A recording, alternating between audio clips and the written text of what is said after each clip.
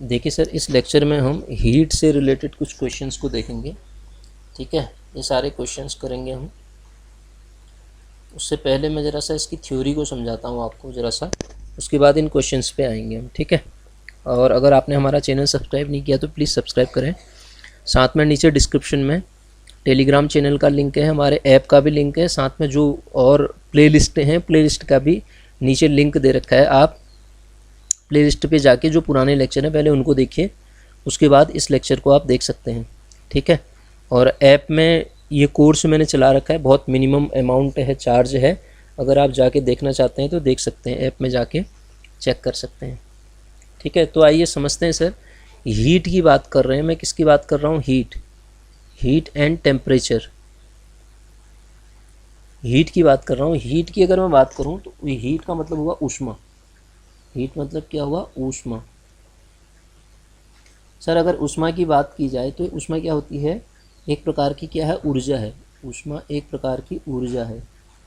ऊष्मा जो है एक प्रकार की ऊर्जा है, जो क्या होती है? अणुओं की जो है, जो कि अणुओं की ऊष्मा कैसे प्राप्त होगी? अणुओं की गतिज ऊर्जा से। अणुओं की गतिज ऊर्जा। ठीक है, अणुओं की गतिज ऊर्जा के कारण उत्पन्न होती है। अणुओं की गतिज ऊर्जा के कारण क्या होगी? ऊष्मा आपकी उत्पन्न होती है। ठीक है, और साथ में ऊष्मा की अगर हम बात करें, टेम्परेचर में ताप में अंतर आता है ना, टेम्परेचर डिफरेंस, उसको आप कहते हैं ताप में अंतर। ताप में अंतर मतलब टेम्परेचर डिफरेंस। ताप में अंतर के कारण, ताप में अंतर के कारण ऊष्मा का प्रवाह होता है। ऊष्मा प्रवाह। ठीक है, पूरा लैंग्वेज नहीं लिख रहा हूँ मैं। तो ऊष्मा का प्रवाह कैसे होता है, क्वेश्चन बन सकता है। पहला तो क्वेश्चन यही बन गया, अभी बताता हूँ मैं। पहला ही क्वेश्चन मैंने लिखा है, ऊष्मा ऊर्जा। ऊष्मा जो है आपका एक प्रकार की ऊर्जा है जो कि अणुओं की गति ऊर्जा के कारण उत्पन्न होती है। ठीक है, अणुओं की गति ऊर्जा के कारण उत्पन्न होती है। जैसे देखिए इस क्वेश्चन कैसे बन सकता है, ये लिखा है क्वेश्चन, देखिए ऊष्मा उत्पन्न होती है। ठीक है, ऊष्मा उत्पन्न होती है किससे? अणुओं की गति ऊर्जा के कारण। अणुओं की गति के कारण नहीं, अणुओं की गतिज ऊर्जा के कारण ऊष्मा उत्पन्न होती है। ठीक है, तो पहला क्वेश्चन तो यही बन गया आपका। ठीक है, और फिर आगे अगर हम बात करें, जो एसआई मात्रक है ऊष्मा का, जो एसआई मात्रक है, एसआई मात्रक हम यही पढ़ते थे पहले, सारी चीज़ें देख लेते थे। एसआई मात्रक जो होता है ऊष्मा का, एसआई मात्रक जो होगा आपका जूल होता है सर। ठीक है, ऊष्मा का एसआई मात्रक क्या होता है? जूल होता है। ठीक है, जबकि ताप की अगर बात करें, टेम्परेचर की, ताप का एसआई मात्रक जो होता है आपका केल्विन होता है सर। उसको किससे नोट करते हैं? के से, केल्विन। ठीक है, क्या होता है? केल्विन होता है। केल्विन, इस बात का ध्यान रखना सर। ठीक है, दोनों क्वेश्चन अलग अलग हैं। एसआई मात्रक जूल होगा ऊष्मा का। ठीक है, वो ऊर्जा का ही रूप है तो जूल होगा। और आपके पास ताप का क्या होगा? केल्विन होगा। ताप का क्या होगा? केल्विन होगा। ठीक, ताप का केल्विन होगा। अब ध्यान दीजिए, कुछ और चीज़ें बता रहा हूँ मैं आपको। 0 केल्विन, टेम्परेचर की बात कर रहा हूँ, 0 डिग्री केल्विन से लेके, या 0 केल्विन, या आप -273 डिग्री सेंटीग्रेड, इसकी जब बात करते हैं, इसको क्या कहते हैं? परम शून्य तापमान। परम शून्य ताप, इसको क्या कहा जाता है? परम शून्य तापमान कहा जाता है। यही जो होता है ये माइनस का, हाँ माइनस का। ठीक है, 0 केल्विन अभी कैसे निकालते हैं वो भी बताता हूँ मैं। 0 केल्विन और -273 डिग्री सेंटीग्रेड, -273 डिग्री सेंटीग्रेड, ये सबसे न्यून तापमान है। ठीक है, सबसे न्यून तापमान है। सबसे न्यून तापमान यही होगा आपका। ठीक है, और दूसरी चीज़ यहीं से एक क्वेश्चन और बनता है। मानव शरीर, मानव शरीर का, मानव शरीर का तापमान जो होता है सर, तापमान जो होता है 98.6 डिग्री फ़ारेनहाइट, 98.6 डिग्री फ़ारेनहाइट, या 37 डिग्री सेंटीग्रेड। 37 डिग्री सेंटीग्रेड ये होता है। अभी मैं इसका रिलेशनशिप भी बताता हूँ आपको, कुछ बेसिक चीज़ें बता रहा हूँ मैं। ठीक है, अब बात करते हैं, कुछ तापमापी आते हैं, क्वेश्चन बनता है इससे भी, तभी बता रहा हूँ मैं आपको। विभिन्न प्रकार के तापमापी आते हैं, ठीक है। तापमापी की अगर बात की जाए, तापमापी, सर ध्यान दीजिएगा, तापमापी जो है, तापमापी इसका निर्माण जो किया था आपका गैलीलियो ने किया था। पहला क्वेश्चन तो यही बन सकता है, गैलीलियो ने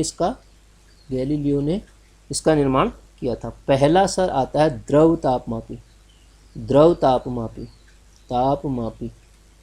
सर अगर हम द्रव तापमापी की बात करें तो ये जो द्रव तापमापी है, द्रव तापमापी में पारा, ठीक हो गया, या एल्कोहल का प्रयोग होता है।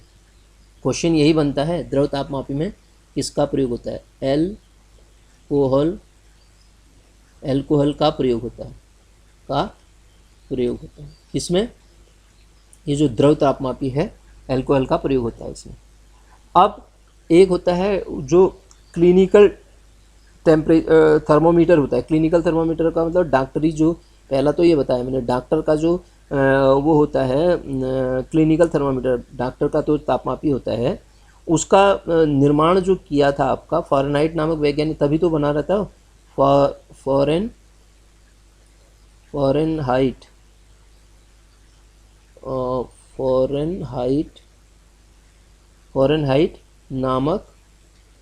फ़ारेनहाइट नामक वैज्ञानिक ने इसका वो किया था। इसमें होता क्या है, बहुत कम 35 डिग्री सेंटीग्रेड से 43 डिग्री सेंटीग्रेड तक ही, या इसको आप कहें 95 डिग्री फ़ारेनहाइट से लेके 110 डिग्री फ़ारेनहाइट तक ही ये डॉक्टर का जो तापमापी है वो मेजरमेंट कर सकता है, ठीक है, मेजर कर सकता है। ये फ़ारेनहाइट ने इसका मतलब फ़ारेनहाइट ने इसको खोजा था। क्या मैं डॉक्टरी तापमापी कह रहा हूँ, सेकेंड वाला। थर्ड की मैं बात कर रहा हूँ सर, गैस तापमापी आता है। क्या आता है? गैस तापमापी की अगर मैं बात करूँ तो जो गैस तापमापी है, ठीक है, इसमें गैस तापमापी में जो प्रयोग किया जाता है, हाइड्रोजन का प्रयोग किया जाता है और दूसरा नाइट्रोजन का प्रयोग किया जाता है। H2 और N2 का प्रयोग किया जाता है इसमें, ठीक है, हाइड्रोजन और नाइट्रोजन का प्रयोग किया जाता है। एक और आता है चौथा, आपको अगर मैं बताऊं, प्लेटिनम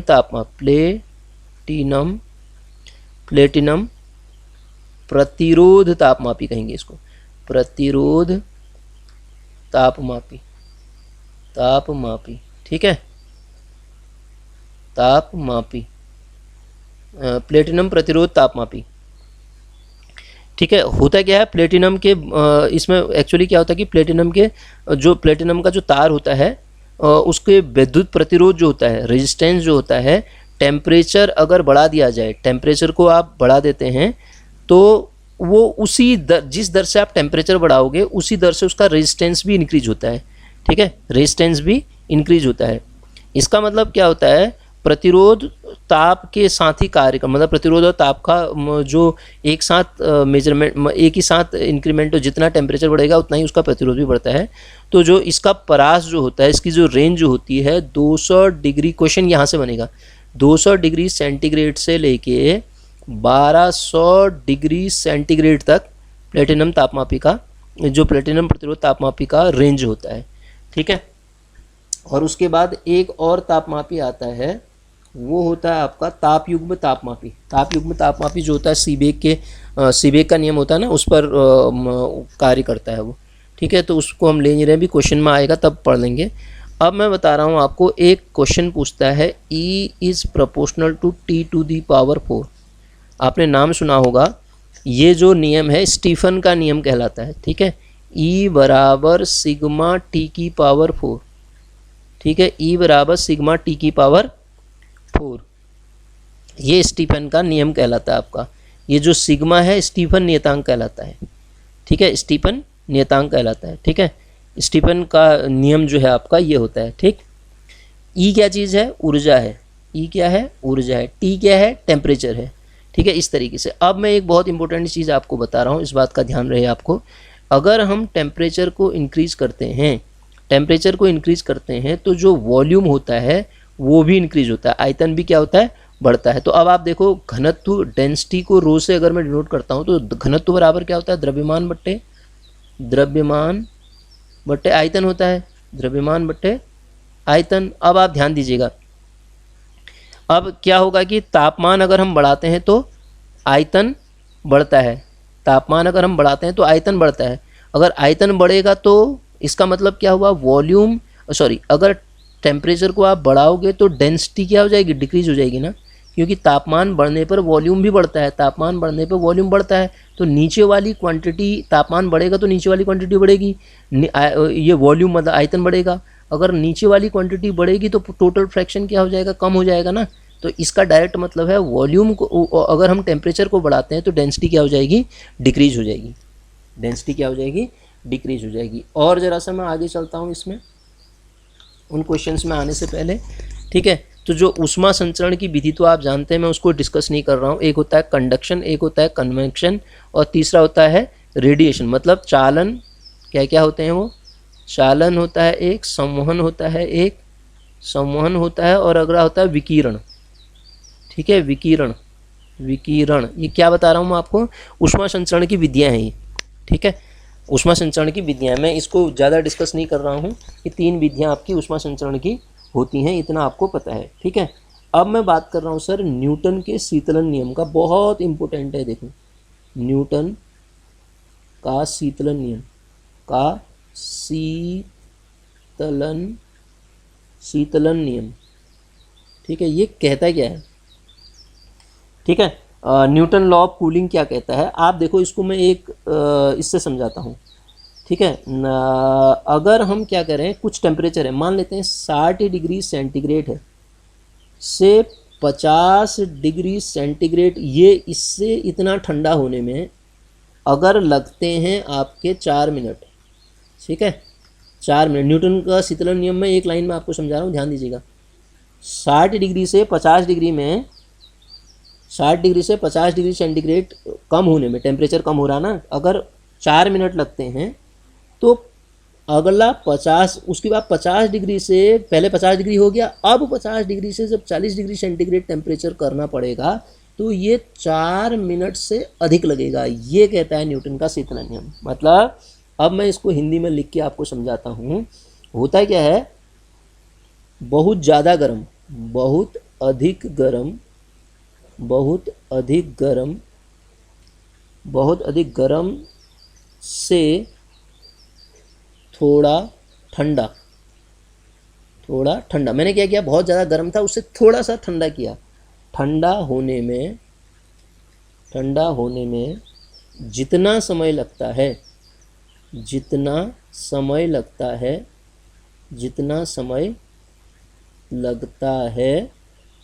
समय लग रहा है, बहुत अधिक से थोड़ा उससे ठंडा होने में जितना समय लगता है, तो थोड़ा ठंडा हुआ, ये थोड़ा ठंडा 50 कहा हमने, 50 डिग्री सेंटीग्रेड, थोड़ा ठंडा से पूरा ठंडा होने में,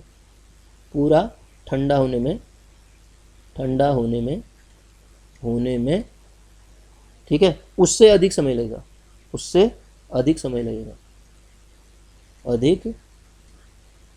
लगेगा, मतलब हुआ क्या, ये हो रहा ना, पहले बहुत ज़्यादा गर्म था, उससे थोड़ा ठंडा किया, तो जितना समय लगा, फिर थोड़ा ठंडा से फिर पूरा तरीके से उसको ठंडा होने में अगर आप बात करते हैं तो उससे ज़्यादा समय लगेगा, बाद वाले में ज़्यादा समय लगेगा। कहने का मतलब ये हुआ, यही न्यूटन का शीतलन नियम कहता है हमसे, ठीक है। न्यूटन का शीतलन नियम ये है। तो इसका जो फॉर्मूला होता है, फॉर्मूला ध्यान दीजिएगा, Q1 minus Q2 upon T की जो वैल्यू आती है सर, वो होती है K time Q1 plus Q2 upon 2 minus Q0। अब ये क्या चीज़ है, Q1 का मतलब हुआ प्रारंभिक टेम्परेचर, Q1 क्या है, प्रारंभिक टेम्परेचर है, और Q2 क्या है, अंतिम टेम्परेचर, ठीक है सर। और यहाँ पे Q0 क्या चीज़ है, वायुमंडल का भी तो तापमान होगा, वायुमंडल का ताप, ठीक है। ध्यान दीजिएगा, इसका क्वेश्चन भी बताऊंगा मैं, ताप। और टी आपको पता है समय है, और के क्या होता है आपका, के एक कांस्टेंट है, ठीक है। प्रोपोर्शनलिटी, ये प्रोपोर्शनलिटी का साइन लगाओगे ना, तो वो प्रोपोर्शनलिटी की साइन से ये पता चला, वो आपका ये मिल गया, इस तरीके से आपका इतना पता चल गया। ये कहता है न्यूटन का शीतलन नियम। अभी इसका एप्लीकेशन पढ़ेंगे, ये तो मैंने जनरल से आपको समझ आ जाए इसलिए बताया। एप्लीकेशन समझेंगे हम इसका, मेन है इसका एप्लीकेशन। जो न्यूटन का शीतलन नियम है ना, उसका मेन जो आपको पढ़ना है वो पढ़ना है इसका एप्लीकेशन, ठीक है सर। तो देखिए अब आगे बढ़ता हूँ मैं, इसी में कुछ और चीज़ें बताता हूँ आपको, ठीक है, फिर हम क्वेश्चंस पे आएंगे। अब मैं आपको बता रहा हूँ जीरोथ लॉ ऑफ थर्मोडायनेमिक्स, ऊष्मागतिकी का जीरो का नियम क्या कहता है, मतलब जीरो नियम क्या कहता है, ऊष्मागतिकी का zeroth law, zeroth law of thermodynamics. वो क्या कहता है, मान लेते हैं ए है, ये बी है और ये सी है, 3 टेम्परेचर है, ठीक है। अगर ए का टेम्परेचर बी के टेम्परेचर के बराबर है, बी का टेम्परेचर सी के टेम्परेचर के बराबर है, तो ए का टेम्परेचर और सी का टेम्परेचर भी क्या होगा, समान होगा। यही है ऊष्मागतिकी का शून्य नियम। ये ऊष्मागतिकी का शून्यवान नियम भी कह सकते हैं, तो जीरोथ लॉ भी कहते हैं, ठीक। हुआ क्या, ए बी सी 3 पार्ट हैं, इसमें टेम्परेचर की मैं बात कर रहा हूँ, ठीक है। ताप इसका बराबर, इसका इसके बराबर, इसका इसके बराबर है, तो ए और सी का ताप क्या होगा, बराबर होगा, ठीक है। ये किसको बताता है, अगर बात की जाए किसको परिभाषित कर रहा है, ये तापमान को। क्वेश्चन ये बनेगा, ये ऊष्मागतिकी का जीरोथ लॉ किसको परिभाषित करता है, तापमान को परिभाषित करता है। फर्स्ट लॉ बताता हूँ मैं, थर्मोडायनेमिक्स का जो फर्स्ट लॉ कहता है वो Q बराबर डेल्टा U प्लस W। क्या हुआ ये, जो इसके अनुसार जो आप किसी भी वस्तु को जो ऊष्मा दोगे, हीट, वो किस में कन्वर्ट हो जाएगी, उसको कार्य करने में और उसकी एनर्जी बढ़ाने में, पोटेंशियल एनर्जी है ना, पोटेंशियल एनर्जी बढ़ाने में खर्च हो जाती है, ठीक है। ऊष्मागतिकी का नियम यही तो कहता है, ठीक है। कोई वस्तु को या कोई मशीन को हो, जो उसको ऊष्मा दी जा रही है, तो वो एक तो उसका कार्य करने में, दूसरा उसका जो एनर्जी को इंक्रीज करने में, आंतरिक ऊर्जा, मतलब ये आंतरिक ऊर्जा है ना, छोटा सा पार्ट उसका आंतरिक ऊर्जा को बढ़ाने में और कार्य करने में खर्च होता है। यही ऊष्मागतिकी का प्रथम नियम कहलाता है। तो ऊष्मागतिकी का प्रथम नियम क्वेश्चन पूछता है किस नियम पर आधारित है, तो ये कंजर्वेशन ऑफ एनर्जी, मतलब ऊर्जा संरक्षण का नियम, ऊर्जा संरक्षण का नियम। मैं डिटेल में नहीं पढ़ा रहा हूँ आपको, जनरल सी चीज़ें जो यूज होंगी क्वेश्चन में वही पढ़ा रहा हूँ आपको, ठीक है। तो ये फर्स्ट लॉ क्या कहता है, ऊर्जा संरक्षण के नियम पर कार्य करता है, ये ध्यान दीजिएगा, ठीक है। ऊर्जा संरक्षण के नियम पर कौन कार्य करता है, फर्स्ट लॉ काम करता है। अब ऊष्मागतिकी का सेकंड नियम भी आता है। सेकंड लॉ क्या है, वो कहता है कि अगर आपके पास कोई एक्सटर्नल एजेंसी काम नहीं कर रही है, तो ऊष्मा का प्रवाह हमेशा बड़े टेम्परेचर से छोटे टेम्परेचर की ओर होगा, या आप कम टेम्परेचर से अधिक टेम्परेचर की ओर नहीं हो सकता। अगर मैं इसको लिखता हूँ ना, इस नियम के अनुसार होता क्या है, ऊष्मा का प्रवाह ऊष्मा के प्रवाह की बात कर रहा हूँ मैं, ऊष्मा का प्रवाह निम्न ताप से उच्च ताप में नहीं होता,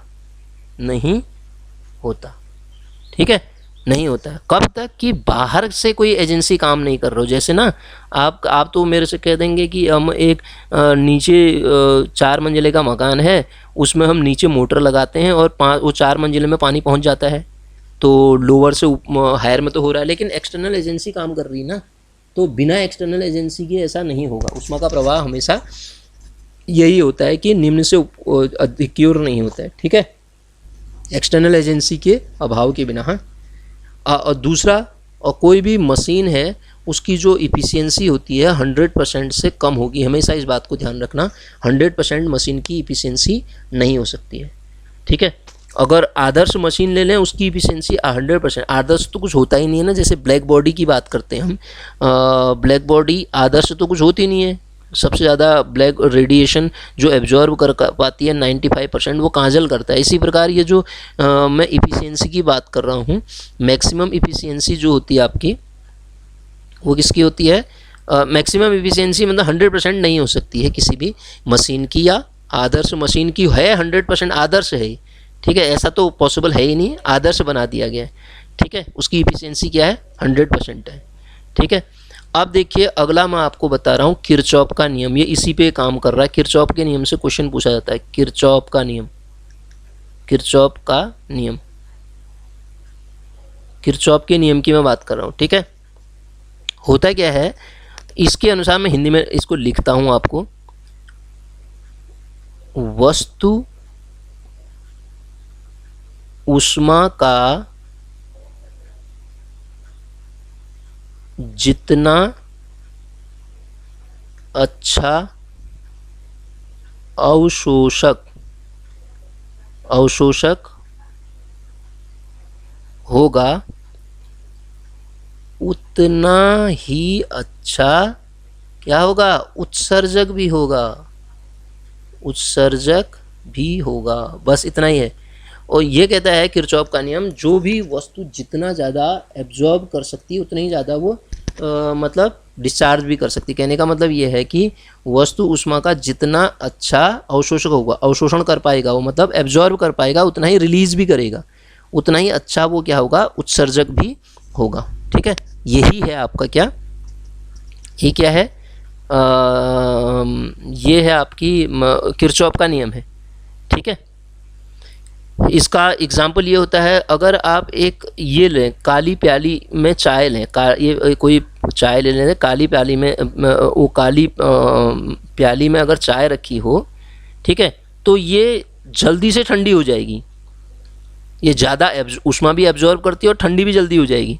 ठीक है, बशर्ते दूसरा अगर कलर दूसरा है, ये काली है, ये काली प्याली है कोई, ये काली की जगह पे सफ़ेद है मान लेते हैं, तो ये काला जो रंग होता है एब्जॉर्ब भी जल्दी करता है, कहा हमने ब्लैक बॉडी रेडिएशन की तरह, तो ये आपको रिलीज भी, ठीक है, अवशोषक जितना अच्छा होता है उतना ही अच्छा उत्सर्जक भी होता है, कहता है वो, ऐसा ही ये उत्सर्जन भी करेगा। यही है किरचॉफ का नियम सर, ये क्या कहलाता है आपका, किरचॉफ का नियम। ठीक है, अब मैं बात करता हूँ मोस्ट इम्पोर्टेंट चीज़ की, यहाँ पे थर्मल एक्सपेंशन होता है सर। थर्मल एक्सपेंशन ऊष्मीय प्रसार 3 तरीके का होता है, वहाँ से डायरेक्ट क्वेश्चन भी पूछता है ऊष्मीय प्रसार से, और साथ में ऊष्मीय प्रसार का जो इससे रिलेटेड एक क्वेश्चन भी पूछता है, और ये फॉर्मूला भी बनता है यहाँ से।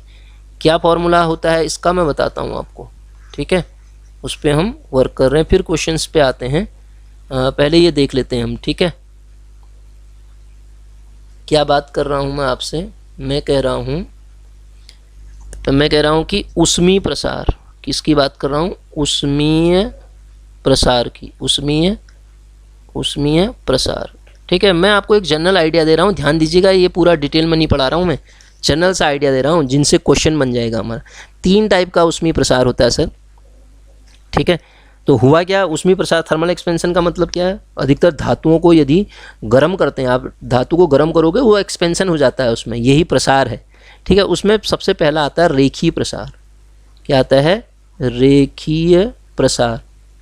सबसे पहला क्या बनता है सर, रेखीय प्रसार, उसको डिनोट करते हैं अल्फा से। बड़ा इंपॉर्टेंट पढ़ा रहा हूँ मैं, ध्यान दो।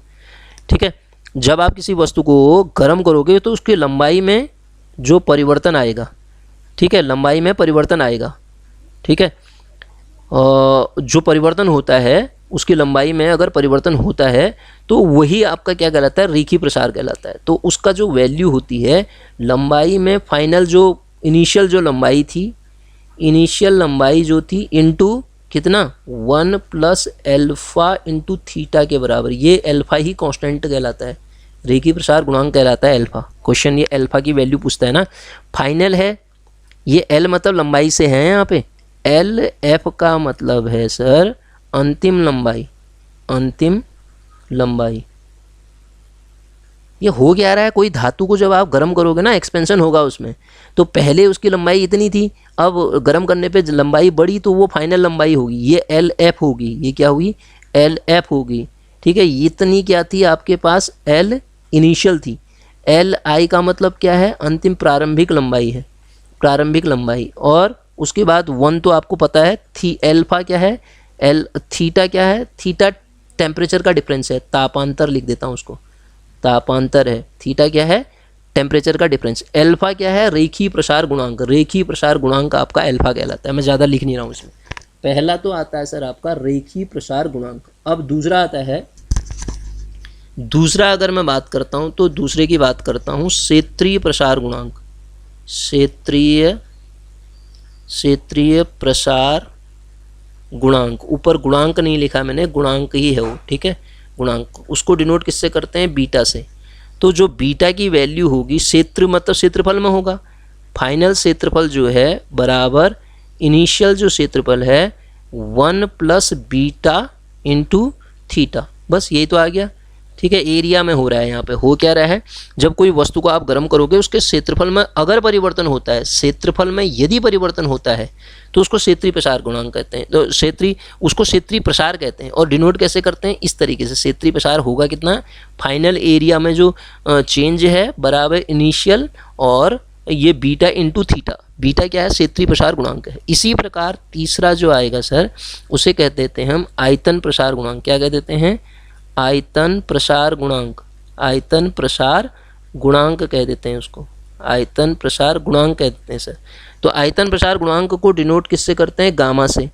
तो आयतन प्रसार गुणांक का भी यही होगा, अगर किसी वस्तु को गर्म करें, अगर किसी वस्तु को हम गर्म करते हैं और यदि उसके वॉल्यूम में चेंज होता है, वॉल्यूम में चेंज होता है, जो उसका आयतन है अगर वो परिवर्तन होगा तो वही क्या कहलाता है, आयतन प्रसार कहलाता है। और उसका आयतन प्रसार गुणांक क्या होता है, गामा से डिनोट करते हैं।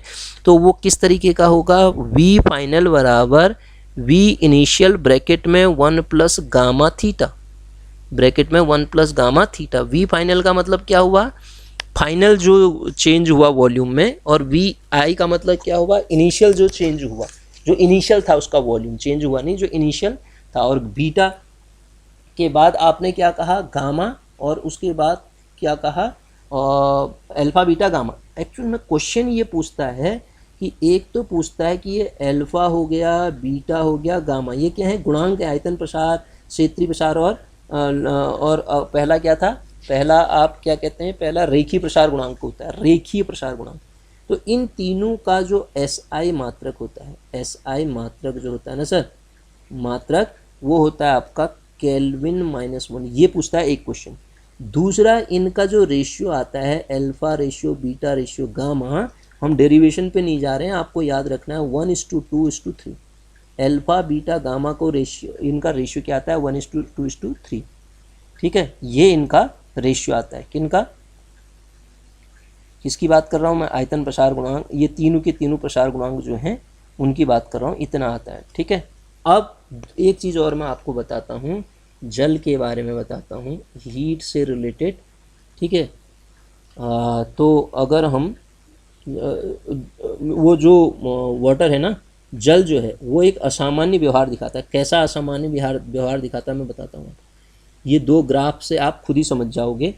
ये आपका ये पोजीशन है, यहाँ पे वॉल्यूम है और यहाँ पे आपको टेम्परेचर है। ये टेम्परेचर है, ये वॉल्यूम है, ठीक है। यहाँ पे बर्फ़ थी, बर्फ़ बनी, ठीक है। बर्फ़ 0 डिग्री सेंटीग्रेड पे बनती है ना, 0 डिग्री सेंटीग्रेड। तो यहाँ पे आके वो बर्फ़ जो हुई पानी होगी, ठीक है। पानी 0 से कम पे तो ये बर्फ़ थी, ये अभी बर्फ़ ही थी, 0 से कम में भी बर्फ़ थी, यहाँ पे आगे पानी हुई। जैसे ही ये टेम्परेचर 4 डिग्री सेंटीग्रेड हुआ, 4 डिग्री सेंटीग्रेड, 4 डिग्री सेंटीग्रेड, मतलब मैं ये देखो हो क्या रहा है इसमें, ये वॉल्यूम यहाँ से अब ऊपर को बढ़ रही है क्वांटिटी। वॉल्यूम, जल का घनत्व तो सबसे कम कहाँ पे हो रहा है आपका, 4 डिग्री सेंटीग्रेड पे हो रहा है। ये यही तो बता रहा है, ये जो ग्राफ बता रहा है। तो यहाँ से मैं आपको ये बताना चाह रहा हूँ कि जल का घनत्व या आयतन, सॉरी आयतन की बात कर रहा हूँ ना, जल का आयतन, आयतन लिखा ना मैंने, जल का आयतन 4 डिग्री सेंटीग्रेड पर क्या है, न्यून है, न्यूनतम है, 4 डिग्री सेंटीग्रेड पर न्यूनतम है। देखो वॉल्यूम। अब इसका उल्टा ग्राफ ये बनता है सर, यहाँ पे क्या हुआ, ये डेंसिटी है और यहाँ पे आपका टेम्परेचर है। अब हो क्या रहा है, ये 4 डिग्री सेंटीग्रेड है, यहाँ कम था, अब बड़ा बड़ा बड़ा बड़ा, और यहाँ से फिर डाउन हो गया। देखो ये भी क्या है, 4 डिग्री सेंटीग्रेड। हुआ क्या फिर इसमें, ये 0 डिग्री सेंटीग्रेड था, ठीक है, बड़ा। तो हुआ क्या, यहाँ से घनत्व क्या है, जल का घनत्व। अब आपको याद करने की ज़रूरत नहीं है, दोनों पिक्चर समझ में आ गया, इनका ग्राफ समझ में आ गया तो कहानी हो जाएगी। जल का, ये किसको डिनोट कर रहा है, घनत्व और टेम्परेचर के बीच में बता रहा है। जल का डेंसिटी, मतलब जल की जो डेंसिटी है वाटर की जो डेंसिटी है 4 डिग्री सेंटीग्रेड पर मैक्सिमम होती है। क्वेश्चन ये बनता है। और जो आयतन है ये देखो, ये सबसे कम है ना, फिर यहाँ से ग्राफ बढ़ रहा है, यहाँ सबसे ज़्यादा है, यहाँ से ग्राफ घट रहा है। ये 4 डिग्री सेंटीग्रेड ये भी है, 4 डिग्री सेंटीग्रेड ये भी है। एक्स एक्सिस टेम्परेचर को डिनोट करती है, वाई एक्सिस वॉल्यूम को। यहाँ एक्स एक्सिस टेम्परेचर को डिनोट करती है और वाई एक्सिस डेंसिटी को डिनोट करती है। तो ये 4 डिग्री सेंटीग्रेड पर मैक्सिमम पे है ना, मैक्सिमम में ग्राफ फिर नीचे को आ जा रहा है। तो डेंसिटी 4 डिग्री सेंटीग्रेड पर मैक्सिमम होती है और आयतन जो होता है 4 डिग्री सेंटीग्रेड पर न्यूनतम। अभी मैंने टेम्परेचर बढ़ने घटने की कहानी आपको इससे पहले समझाई थी आपको, ठीक है। तो ये इसके बारे में था, किसके बारे में, आपका ये जल का जो असामान्य व्यवहार था उसके बारे में, ठीक है। अब इसके बाद अगले लेक्चर में हम विशिष्ट ऊष्मा देखेंगे और विशिष्ट ऊष्माधारिता और गुप्त ऊष्मा, ठीक है। ये लेक्चर इतना ही करते हैं, क्वेश्चन भी अगले लेक्चर में ही कराऊंगा मैं आपको, ये जो क्वेश्चन लिखे हैं, ठीक है। तो विशिष्ट ऊष्मा धारिता होगी और गुप्त ऊष्मा क्या है, उससे रिलेटेड क्वेश्चन भी फिर क्वेश्चन एक साथ करेंगे। मैंने जरा सा आपको ये क्या दे दिया, एक हल्का सा थ्योरी का पिक्चर आपके दिमाग में डालने की कोशिश करी, ठीक है। ये पूरा नहीं है सर, जितना शॉर्ट कर सकता था मैंने उतना शॉर्ट करके आपको ये समझाने की कोशिश कर रखी है।